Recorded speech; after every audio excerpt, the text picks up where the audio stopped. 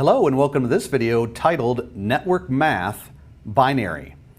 Just as the title says, in this video I'm going to give you an introduction to binary. So by the time you're done with this, you'll know how to count in binary, how to translate decimal into binary and back again. All right, let's start with binary math. So before we look at binary and hexadecimal, why do we need to learn these things in the first place? Well, if you're going to go into the world of computer networking, you need to know binary and hexadecimal for a couple of reasons. Number one, once you start configuring networking devices, you start changing their operational characteristics and applying commands to them. Some of those commands have to be entered in binary, some of them have to be entered in hexadecimal. And when you're monitoring or verifying network devices and seeing if they're operating correctly or seeing if somebody else has configured it correctly, once again, sometimes the output of certain commands is displayed in binary or hexadecimal. So clearly we need to know these counting methods so we know what we're doing. So let's start with binary. So in order to explain binary, I find it useful to start with something we already know, which is decimal, which is a base 10 counting system.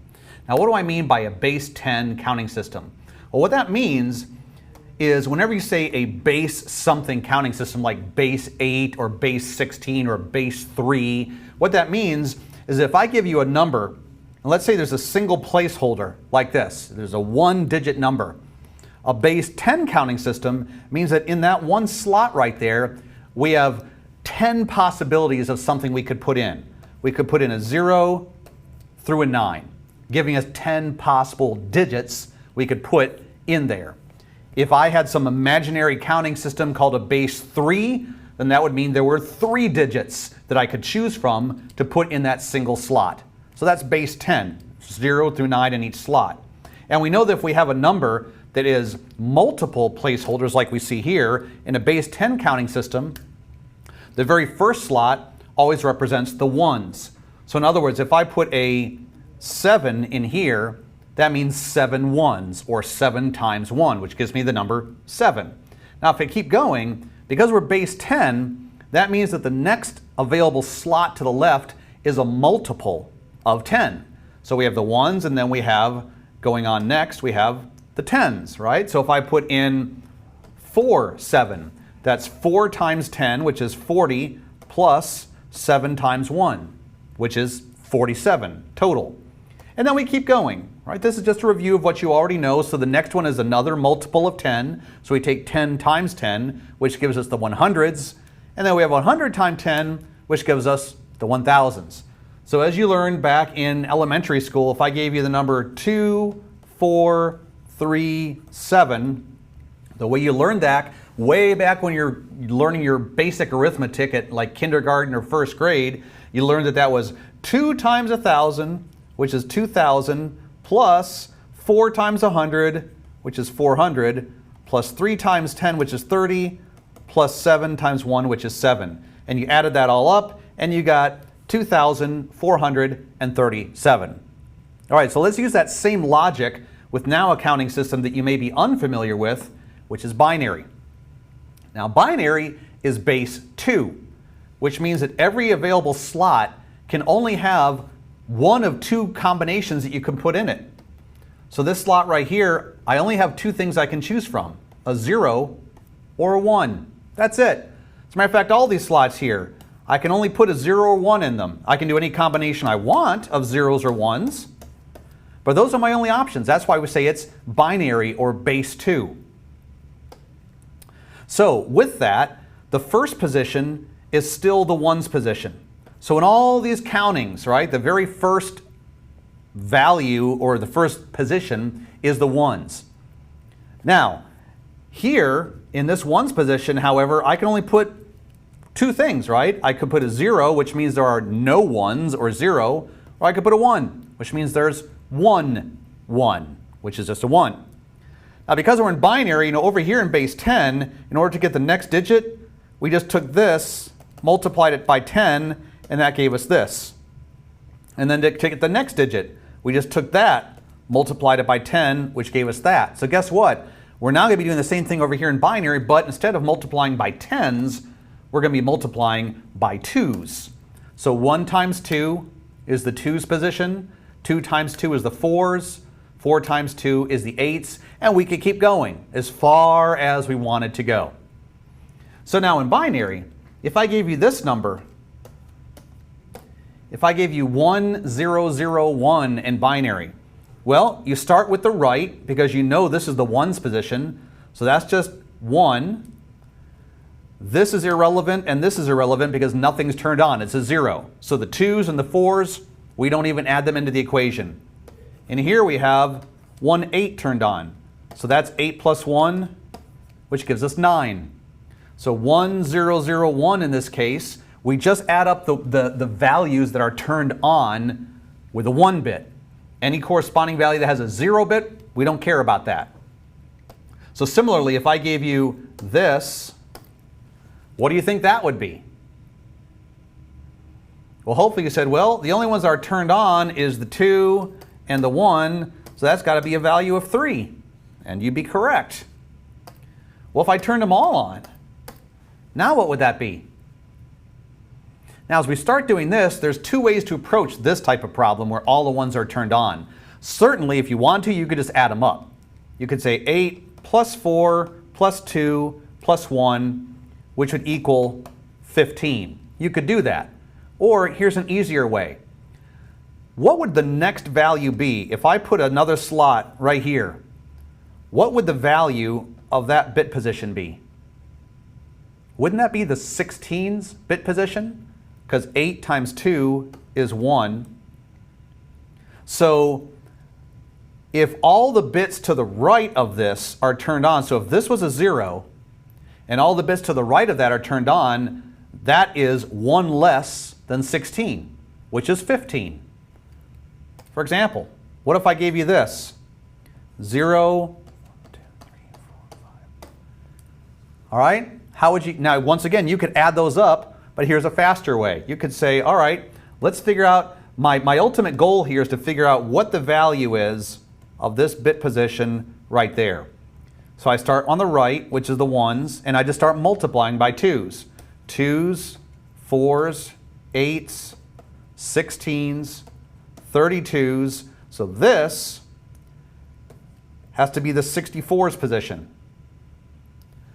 So if that's the 64 position and it's turned off, and everything to the right of it is turned on, that means that all of this must equal 63.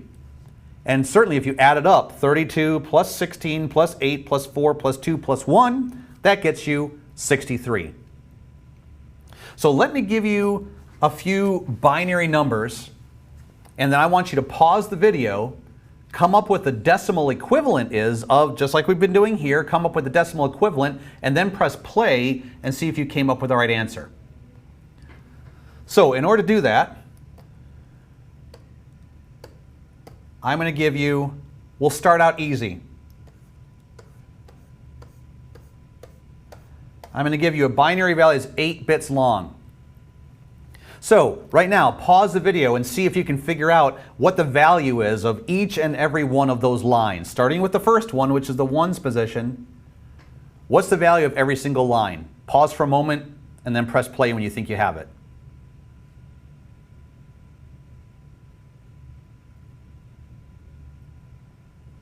Okay, so hopefully you came up with this. This is the 2's position, 4, 8, 16, 32, 64, 128. Hopefully you're able to figure all that out. Okay, so now let me give you a binary value and see if you can figure out what the decimal equivalent is based on which digits are turned on with a 1 and which digits we can ignore that are turned off with a 0. So let's start with this.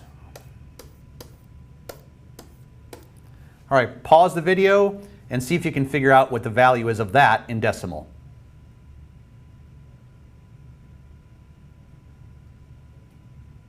Okay, hopefully you said, well, the only things that are turned on that I have to consider is the 32-bit, the 4-bit, and the 1-bit. So 32 plus 4 is 36, plus 1 is 37. All right, let's do another one. How about this?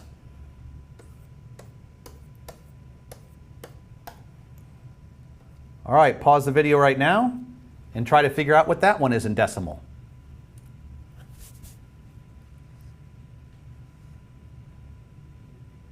Okay, so hopefully in this one you said, well, the 128 bit is turned on, the 32 bit is turned on, the 2 bit, and the 1 bit. Well, I know that these right here, that's pretty simple. That's just a value of 3. 128 plus 32, you may have had to think about that one a little bit, but that is 160. So 160 plus 3, 163. All right, I'm going to give you a couple more, but I'm going to make it a little bit harder. I'm not going to populate my slots here with their values. I want you to now figure out the values yourself. 0, 1, 1, 0, 1, 0, 0, 0. All right, pause the video. See if you can figure out what the decimal equivalent is of this.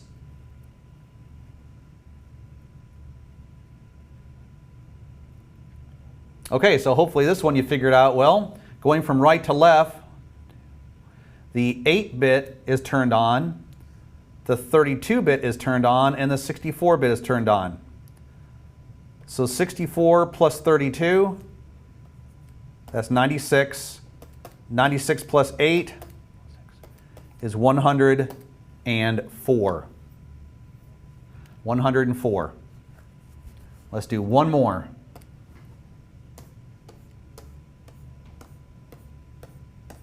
How about this?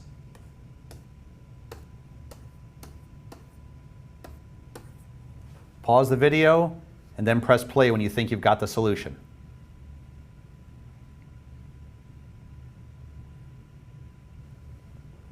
Okay, so in this one, the 2-bit is turned on, the 32-bit, the 64-bit is turned on, and the 128-bit is turned on. Now, at first, when you start adding this up, this is a little challenging because you're probably not used to adding 128 plus 64 plus 32. Now, as you do this over time, because you'll see these numbers again and again and again, adding them up will become a lot easier because you will just done it by memorization. For example, I've done this often enough that I know that whenever I see these first 3 bits turned on, I know that's automatically the number 224. 128 plus 64 plus 32 is 224. And if I add 2 into that, that gives me 226. Which leads me into the last thing I want to say with regards to binary. In the world of networking, there are certain binary patterns like this one, 1110, that you're going to see over and over and over again. And certainly if you're going to pursue any certification tests like Network Plus or Cisco certification or Juniper or anything else, you need to be able to spot those patterns and memorize them and instantly recall what they are in decimal. So let's just talk about those patterns real quickly. Here is a chart, and I would recommend actually that you either write this down or you pause this video right now and you take a screenshot of that chart. So right there you've got about 7 or 8 different binary patterns. All of those you will see over and over and over again in the world of computer networking. So I would absolutely emphasize to you that you should memorize those patterns to the point where if I gave you the decimal number of 248, you should instantly be able to tell me, Keith, that has 5 ones turned on. From left to right, the first 5 ones are turned on in 248. If I gave you the number 192, you should instantly be able to tell me, okay, Keith, from left to right, the first 2 ones are turned on. The 128 and the 64-bit are turned on. Everything is off. Or vice versa. If I gave you any of those patterns in binary that you see on the left, you should instantly be able to just quickly look at how many ones are turned on and come up with what that pattern is. Is it 192? Is it 248? Is it 255? So absolutely you want to memorize those patterns. Now, where do we actually see some examples of binary math used in networking? Well, in networking, very rarely will you actually see binary numbers of like 1011001. You won't see that very often, but there's a lot of situations where you'll see what looks like a decimal number, and you'll need to be able to have the skill to mentally figure out what the binary equivalent is of that decimal number. because the ones and the zeros in the binary number will mean certain things. But if you saw the decimal number and you did not know how to convert it into binary, and actually, let's do that. We didn't do any examples of that. Let's do some examples of that. I'm going to give you a decimal number. Let's do 2 of these. And I want you to see if you can come up with the binary equivalent of this decimal number. So here's the first one. How about the number 22?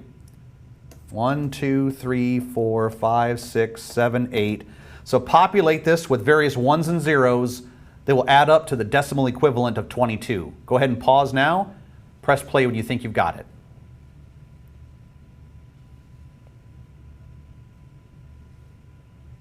Okay, well, with the number 22, once again, we want to put our values in here so we know what we're dealing with. We don't even have to go up any higher than that. As a matter of fact, these ones we know are going to be turned off because the 128, the 64, and the 32-bit are not part of 22. So if we turn on the 16-bit, okay, well, 22 minus 16, that gives us 6 left over. So with 6 left over, that means the 4-bit and the 2-bit are turned on, so we zero out everything else. So 0001, 0110 gives us the value of 22 in binary. Let's do one more.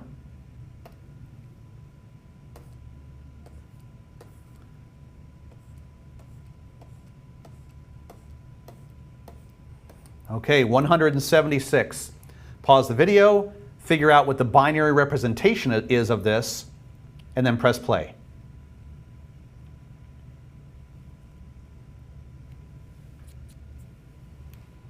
Okay, so in this one, let's just start with the left. We know that this is the 128-bit. Well, 128 is certainly part of 176. Okay? Now, let's keep moving on. I know the next bit is the 64-bit. Well, if I turn that on, that would be too high. 128 plus 64 is 192. That's one of those patterns that we just saw. So we definitely do not want that turned on. What about the next bit, which is the 32-bit? 128 plus 32? Yeah, that'll work. That gives us 160. So far we're at 160 with that. Now it's getting pretty easy. 176 minus 160, that leaves us 16 left over. Hey, guess what? The next bit is the 16-bit, right there. So that gives us 176. So now we just populate everything else with zeros. So that gives us our binary representation of 176. So like I said, in the world of networking, very rarely will you see numbers like this in their binary form. But there will be many situations where you'll be given a number like this, and you'll have to be able to conceptualize where are the ones turned on in here, and where are the zeros in that, because the ones and zeros, depending on where they are, will determine certain things. So let's see some examples of that. So here we see 3 commands in Cisco iOS, and this is just Cisco's version of software that use binary numbers. For example, on an interface, when you configure an IP address, when you add this component right here, this is called the subnet mask. And once you start learning a little bit more about IP addressing, this will take on some more significance. But you would need to be able to conceptualize, okay, this subnet mask and the corresponding IP address, the device that this was configured on, like a router or a switch, it visualizes this in binary. Computers operate in binary. This is how computers see numbers, as a string, a long string of ones and zeros. So the computer this was configured on, a router in this case, knows that it has an IP address. It converted this into a string of binary characters, and whatever that string of binary characters is, it compared it against this thing called a subnet mask, which means something very specific to this device. Once again, here's another case where an IP address and a subnet mask are used. In this case, we're putting a route into the routing table of a router. Here's another case where an IP address and a subnet mask are used. Both the IP address and the subnet mask, even though we're typing it in as decimal values, are being interpreted in the back end as binary values. And if we don't know how the device is doing that and what it means to the device once it sees the binary values, these commands will be kind of useless to us. So that's binary.